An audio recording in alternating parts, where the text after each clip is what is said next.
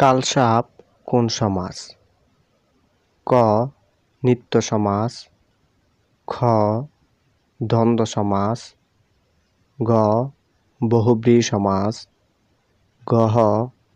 কর্মধারয় সমাস। সঠিক উত্তরটি হবে ক. নিত্য সমাস।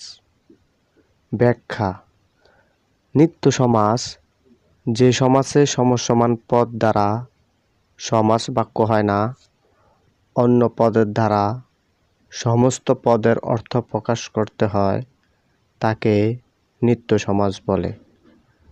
যেমন অন্য গ্রাম সমান গ্রামান্তর, কেবল ধর্ষণ সমান ধর্ষণ মাত্রা, অন্য গৃহ সমান গৃহান্তর,